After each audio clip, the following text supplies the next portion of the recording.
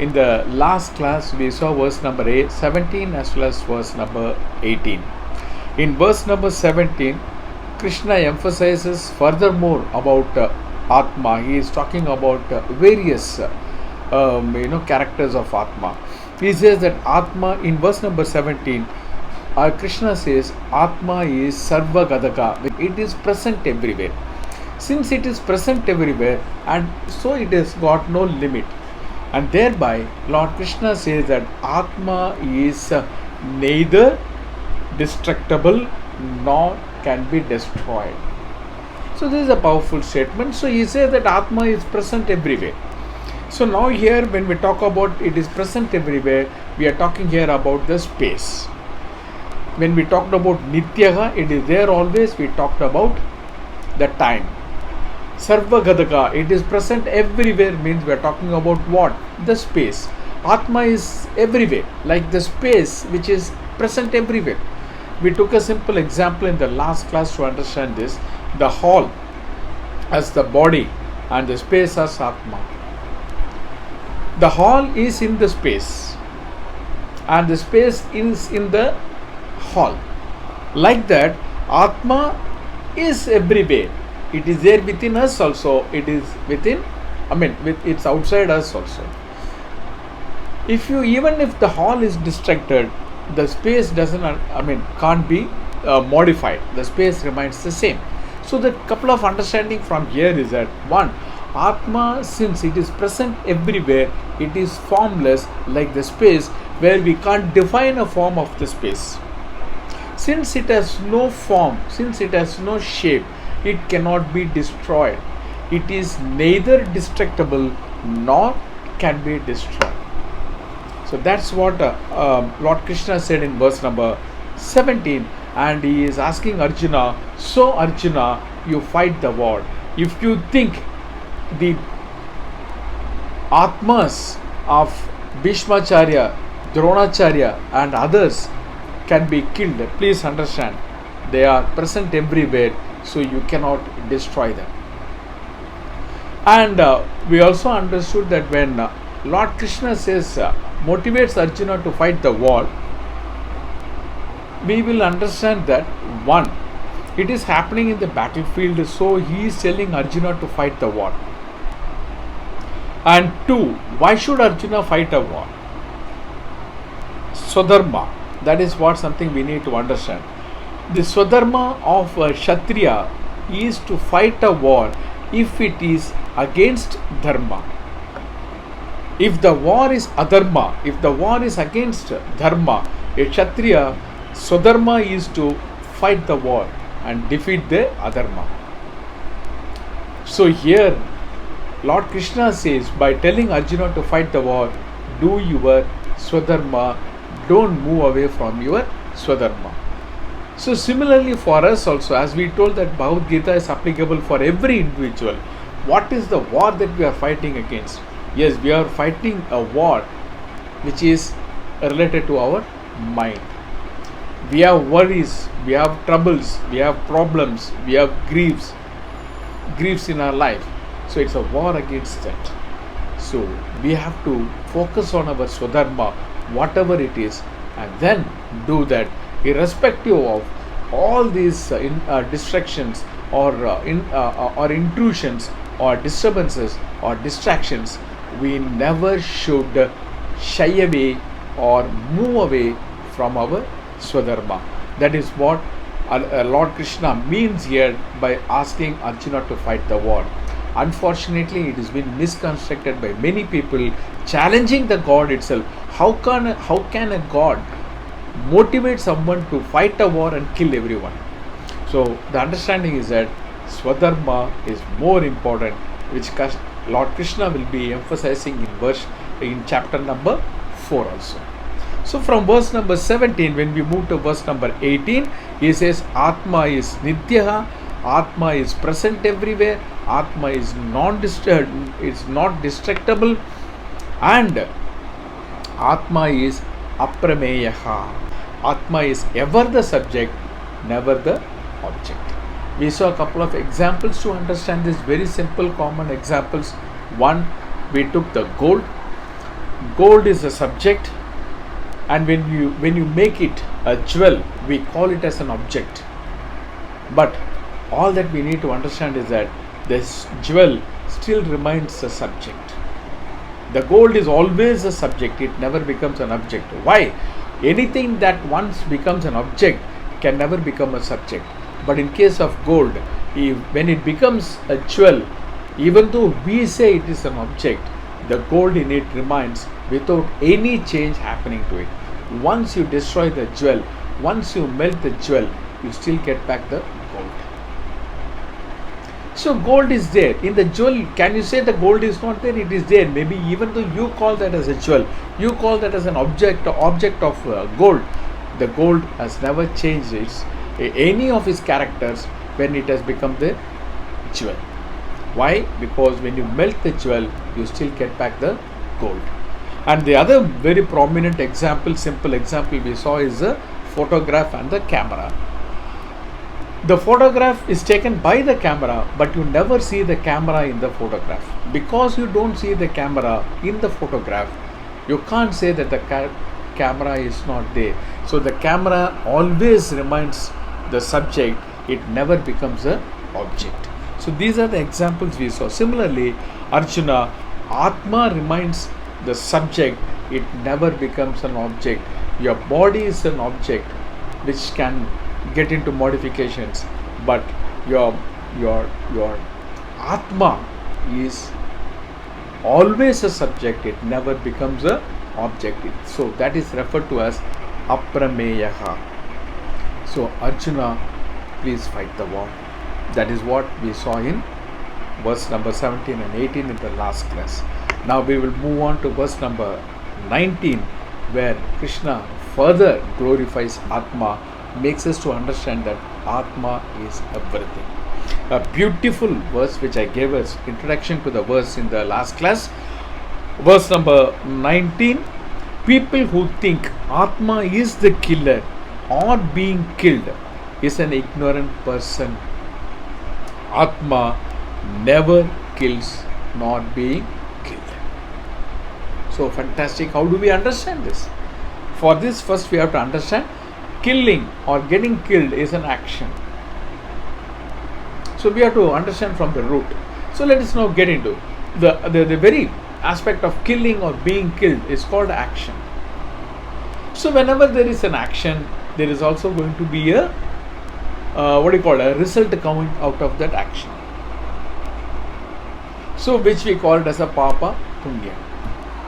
If the result is something in favorable of you, you call it as punya. If that result is something not in favor of you, you call that as papa. Even though that is not the right understanding of papa punya, for our understanding at this moment we will take this. So when there is an action, there is a doer of the action, and who is going to experience the result? The doer is going to experience the result.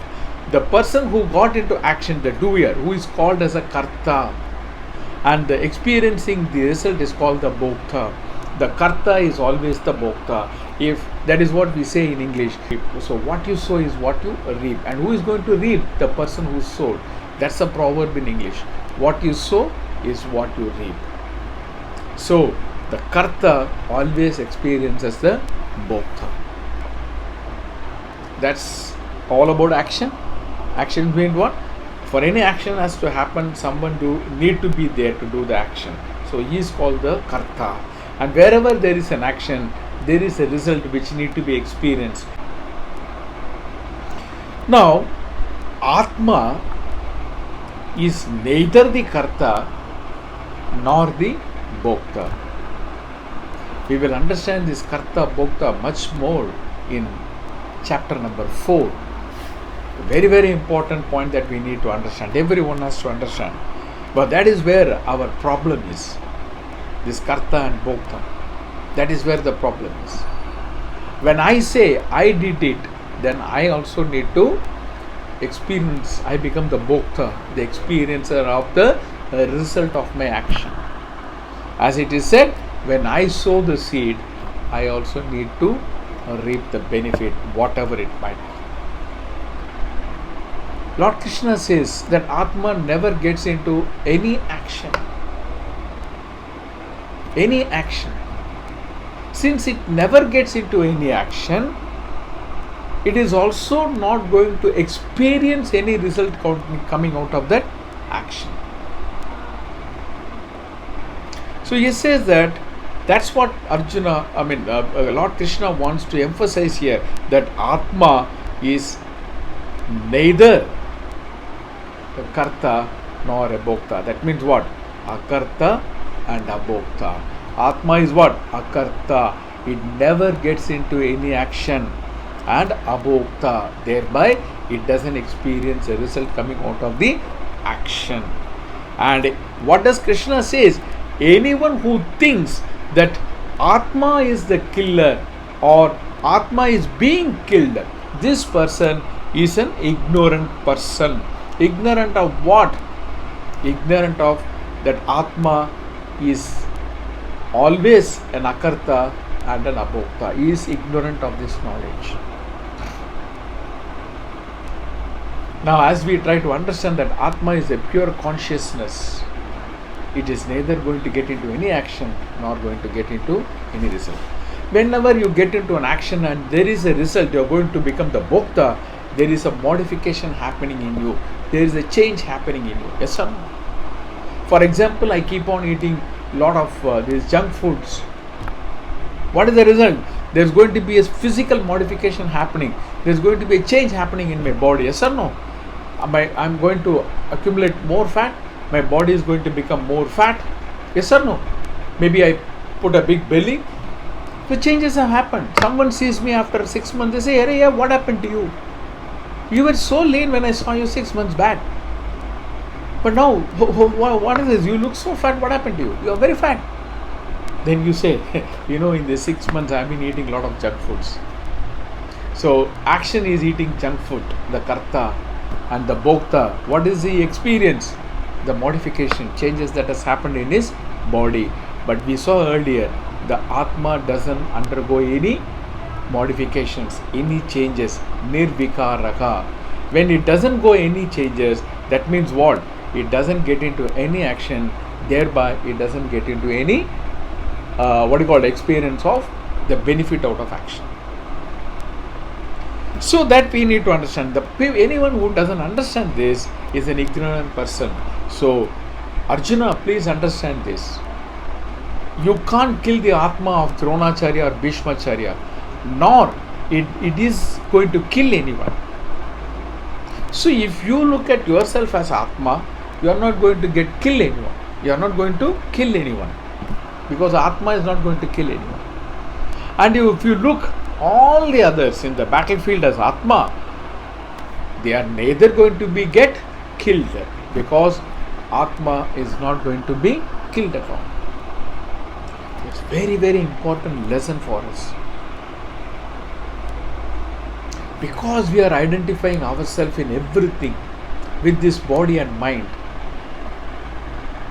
we are getting into trouble. Our sorrow, our grief, everything is mainly because we are identifying ourselves with this body and mind. We are identifying others also with this body and mind. And that is where Arjuna also got into problem. When he came into the middle of the battlefield, what happened to him? He saw the body and mind, and he looked at them with his body and mind, and he said, "How can I kill them? I can't kill my gurus. I can't kill my great grandfather. I can't kill those warriors. It's adharma." Why did this emotional aspect came in? Because Arjuna started looking everything through his body and mind, and others as their body and mind. And that is where we need to understand a very, very powerful learning from Bhagavad Gita in this sloka. We should learn to look ourselves as Atma and others as our Atma. On the other hand, we should keep telling ourselves, I am not this body nor the mind. It should be a chanting. This is the mantra we need to chant every day, as many times. What did you should say? Close your eyes. and keep telling yourself, I am not this body and I am also not this mind. I am not this body and I am also not this mind. I am not this body and I am also not this mind. This is the mantra we need to keep chanting every day. If anyone gets into this understanding that I am not this body and mind and I am the Atma which is always existing, and once you get your identity out of this body and mind, you are at peace all the time. And once you start looking others also as Atma, taking away their body and mind, then you suddenly understand we are all one. Because I am Atma, you are Atma, we are all one.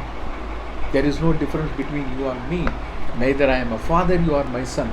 Neither I am husband and your wife. Neither, whatever you call that. I am an executive, you are my subordinate. I am the CEO of an organization, you are my employees. Whatever you call. The differentiation comes only when we apply the mind and the body there. Every transactions can happen in our life. Every transaction can happen. A transaction between the owner of an organization and the employees. The transaction between father and his children or mother and his children. Transaction between husband and wife, parents and children, brothers and sisters, friends. Whatever it might be, transaction with this entire world can happen irrespective of you getting out of this body mind complex. Still the transactions will be happening. But how does it happen? Remember the example I told you, the screen and the movie. The transaction between the movie and the screen is happening. It is happening, yes or no? When you are in the theater and when you watch the movie, there is a transaction between the movie as well the screen. Otherwise you don't see the movie in the screen if the transaction doesn't happen. So the transaction is happening between them. But once the movie is over, what happens? They are separate, as if nothing has happened. So all the worldly transactions can still happen, keeping yourself as Atma, keeping others, looking at others as Atma, getting rid of this body-mind complex. Still all the transactions can happen. But what is the difference? The transactions do happen without any damage happening neither to the movie nor to the screen. So there is no damage going to happen neither to me nor the others with whom I transact. All at peaceful, absolute harmony maintained. This is a very, very another important words that we need to all understand. This is one of the key learning that we need to have if we need to have a peaceful life. Well, ultimately that is what we are all looking for, a peaceful life. We are running for that. When we say happiness, when there is no peace, where is happiness coming in? When your mind is always disturbed and you are not in a peaceful state of mind, where is the happiness going to be? So ultimately what we want is that peace of mind. That is what we call it as liberation, the moksha. The peace of mind comes when you liberate yourself from this body-mind complex. Still the transactions will happen. Everything will happen. Like a sannyasi, he still transacts with the world. He still interacts with his family members. But with what? With Atma as everything, not this body-mind complex. So he says, Arjuna, look at this. And the example that we try to understand here is that I am going to give you two simple examples apart from the screen and movie here. I am going to take the space and the light. Space accommodates every action. Yes or no? Whatever is happening in this world is happening in this space. Yes or no? We can't deny this.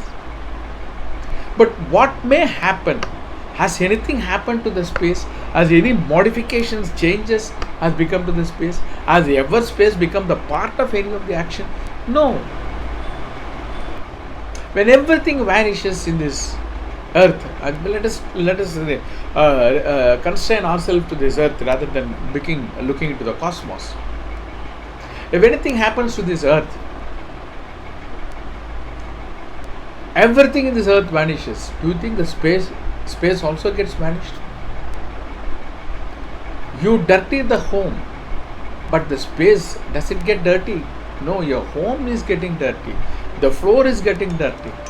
Every transaction is happening in the space, but the space never gets involved into it. It becomes only a witness.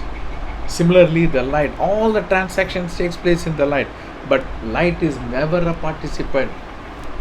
A murder happens in the light.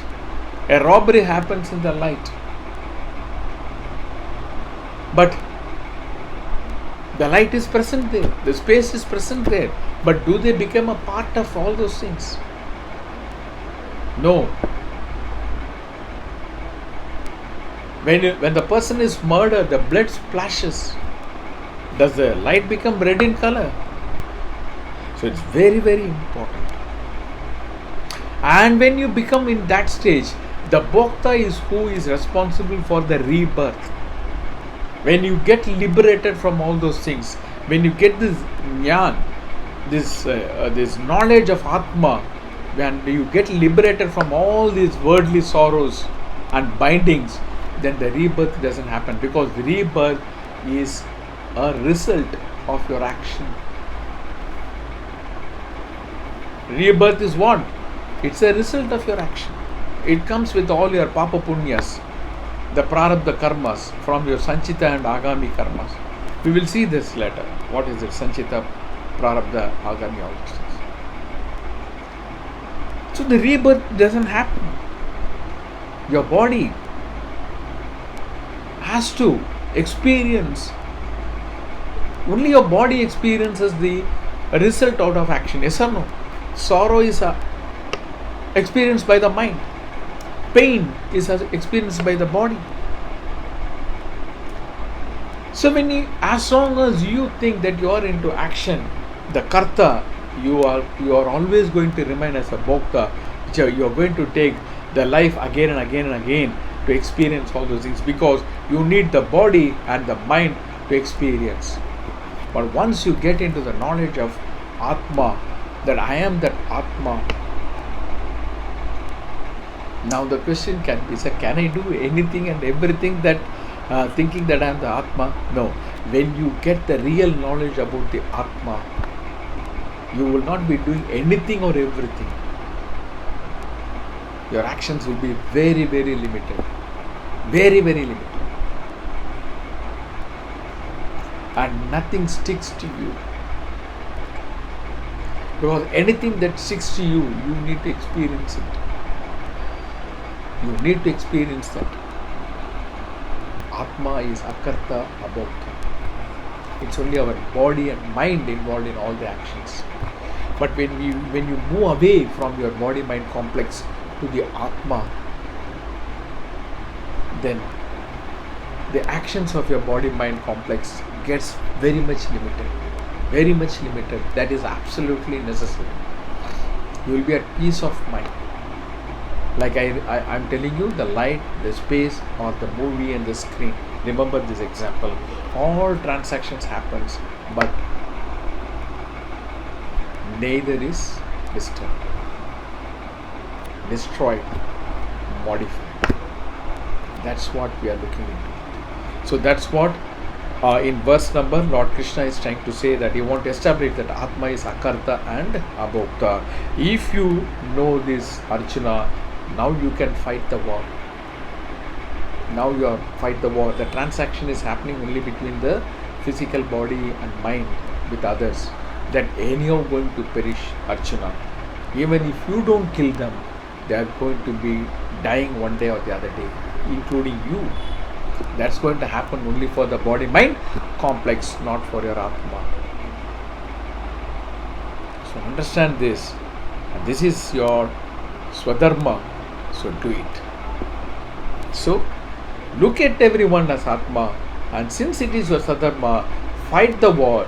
You are not going to kill anyone, because you are looking everyone as a Atma. The body and mind, anyway, one day it has to perish. Even if you leave it, Arjuna, it is going to happen. And Krishna goes one step, not here. He says that, Arjuna, you are only going to kill already the killed people. I have already killed them. Why? They are supposed to die, and their death date is already Finish. Death is for what? The body and the mind complex. So don't worry about it and fight the war. So the understanding, the key takeaway from this verse is that if our knowledge is that about Atma, the more we get associated with Atma and we start losing importance for this body mind complex, what happens is that your actions are going to be very much refined and everything, all the transactions, worldly transactions will be happening, but nothing will be sticking to you. Nothing will be sticking to you. So I want to give one more example before we move on to verse number 20, because understanding this is very, very important. Transactions are going to be there, but nothing sticks to us. Let us take a jackfruit, a lovely fruit. Okay, I'm sure no one will dislike this jackfruit. But the problem is that removing the fruit from the whole thing. It is very sticky. It is very sticky. But there is a method. When you apply oil, in Kerala you see that they apply the coconut oil. Any oil that you apply to your hands as well as your knife that is going to cut the jackfruit, what happens? You are going to peel off everything and you are going to get the jackfruit also. But what happened? There is nothing sticky in your hand. Nothing sticks to your hand. So you are enjoying the jackfruit now. That is called the peace of mind. Everything, every worldly transaction happens, but nothing binds you, nothing sticks you. Why? You have applied that oil while you were cutting the jackfruit. What is that oil is referred to? Your knowledge about Atma. So the transaction is happening like the oil in your hand, you are cutting the jackfruit, like the oil in the knife is cutting the jackfruit. Even though there are sticky substances in it, nothing sticks to that knife nor the hand, but still you enjoy the fruit. Similarly, lot of sticky substances are available are there in the world that is connected with the emotions. But when you're approaching them with the knowledge of Atma, you will enjoy everything, but nothing sticks to you. So that's the understanding of this verse number 19. Moving to verse number 20, Atma has no death. He is re-emphasizing it here, Krishna. It is not something that was there one time and not on another time. Atma has no birth. It is eternal and it is very old. Purana. Even when the body dies, Atma never dies. It is Arjuna, even before this body was formed, Atma is already there. It is very Purana. Since it is not formed at a particular time, it never ends at a particular time. Anything that has got a date of birth, we discussed this earlier, anything that has got a date of birth has to have a date of death also. So even this Sthula Sarira, Sukshma Sarira are all formed. Atma was already there. So body will die, mind will die, but Atma will never die. Why? It has never a day of beginning, so it has never a day of end also. But the body has got a day of beginning. Yes or no? We have a date of birth, and of course we also have a date of death. The one thing 100% sure you can depend upon in your life, which is sure to happen, is death. Yes or no? 100% you can be sure. It is going to happen. When? We don't know. But the rest of the things you can't give guarantee, but you can give guarantee for death. 100% you can give guarantee for death. But can you give guarantee for anything? Can you give guarantee that you will become a millionaire, you will become a crorepati? Even if you become a crorepati, you will remain a crorepati. No, once you are dead, it's all gone. Now you are not a crorepati, you are a dead body. People say his body is lying there. When are you going to cremate Mr. So and so? No. They don't say when are you going to cremate the crorepati. Sorry. No one is going to say when are you going to cremate the crorepati. People will say when are you going to cremate the body. Yes or no? So nothing is guaranteed in this world except for one thing, that is death. The body has got the death, but Atma has no death at all. Why? It has no date of birth also. It is never born. It has been there all the time. See, again, I want you to keep this knowledge very simple. The principle of consciousness is what we are referring to, Atma, Atma, Atma. This consciousness is been there in time immemorial, even before the body is formed. The conscious principle of consciousness was there, and it will be there. You can destroy anything, it will go off, but the conscious principle will remain. So it has no death, since it has no fixed date of formation, so no fixed date of deformation or death. So he says it is eternal. It is not only eternal. Lord Krishna says it is old, Purana, Puranaha, very old. How old? No one knows. There is no data available. Why? If you have a data, it is old from this is as old as, it is old for 1000 years old, 2000 years old. That means it has formed 2000 years before. 2000 years before it was not there. Is it not? When you say Mahabharata, the whole thing is 5000 years old. Before that it was not there. But for Atma, it is old. How old? We don't know. It is as old as. So he says this, Atma is intimately connected to the body, but what happens to the body doesn't happen to the Atma. We have to understand this. Because if the conscious principle is out, you are dead. You are not aware of anything that is happening in your. So all that you are aware, you are experiencing everything only because the conscious principle is there. And this conscious principle is so intimately connected with you. So intimately connected with you. But what may happen to your body? Nothing will happen to this conscious principle Atma. It remains as it is, as pure as it was before this body is formed, before it got into the body, or after it is left, after the body has left. It remains the same pureness, with the same purity it remains. The body undergoes, so Atma is what? Nirvikaraha, never undergoes any modification. Lord Krishna once again emphasizes. So he says Atma is Ajaha and Nityaha. Ajaha means no birth, birthless, and Nityaha, no death. So it is Sarvagata, and it talks about Atma. The 7 main factors you are seeing here. That is, Atma is eternal. Atma is the reality. Atma is Sarvagataga, Aprameyaga, Akarta, Abhokta, and Nirvikaraha. These are the things about Atma we are seeing here. Body undergoes 6 modifications, whereas Atma doesn't undergo any modification. What are the 6 modifications? This is for the Anatma, that is for the Sthula Sariram. Existence, the seed form, it is already there. Birth, okay, we are born, and then we start growing, and then there is a lot of changes happening, metamorphosis happening within ourselves, physically, mentally, so many things happens with us. So, and then the decaying starts. The decaying starts, that is the old age, and finally it perishes.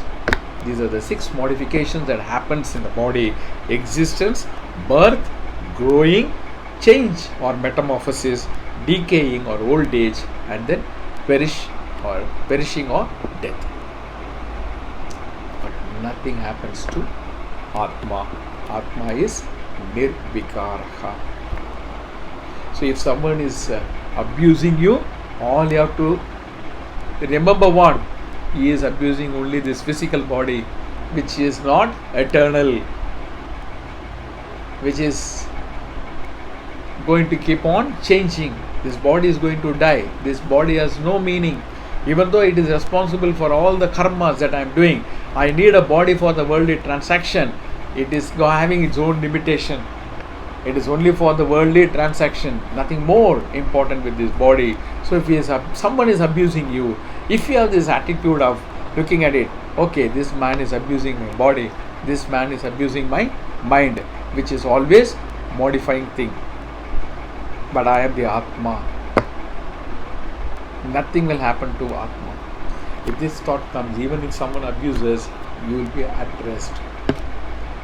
Once Buddha was, after his daily bath and rituals, he was walking in the forest with his Sishya. And suddenly a robber came and showed a knife to Buddha and said, "Now give me whatever you have. I am a robber. Don't try to resist, I will kill you."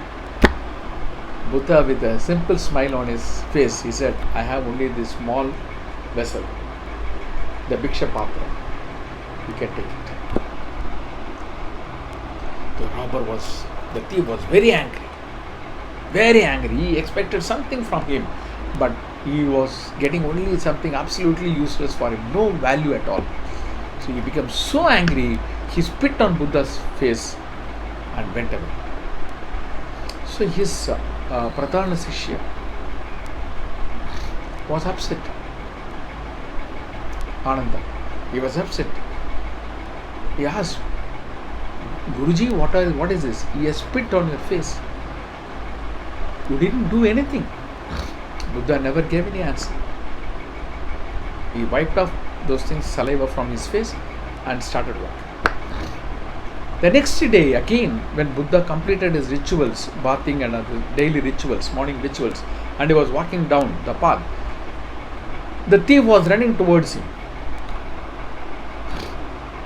Now the Prathama Sishya was afraid. Now why this thief is running so fast towards him? Is he going to really kill him today?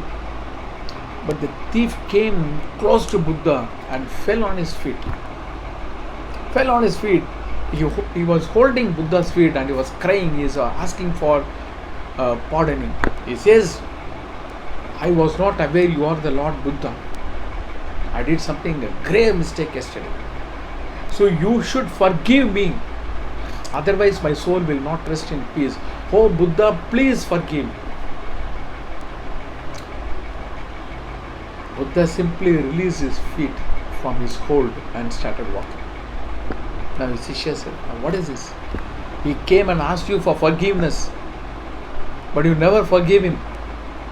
Yesterday when he spit on your face, you kept quiet. Today he has come and asked for forgiveness. Again you didn't respond. I don't understand what is this, Buddha." And Buddha, with a smiling face, said, "See, the Buddha who was yesterday is not there today. And the thief who was there yesterday is not there today. So who is to forgive whom?"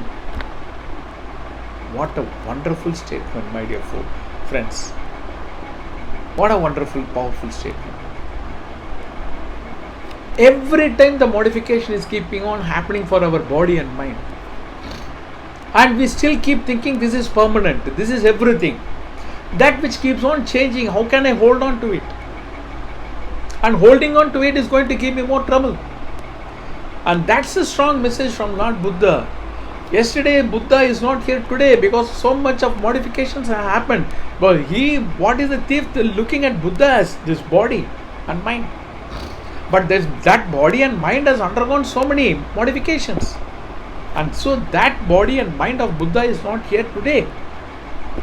And the thief also has undergone changes in his body and mind. Look at him. It is not the same thief which we saw yesterday. And the modifications have happened in his body and mind. So whatever that yesterday is gone. And today everything is different. When you look into the body-mind complex as important factor. And the thief is looking at the body-mind factor as important.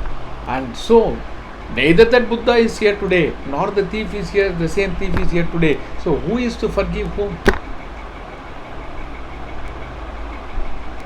So Lord Krishna wanted to emphasize that the understanding, the knowledge of this Atma is very, very important for one person to get that liberation, that moksha.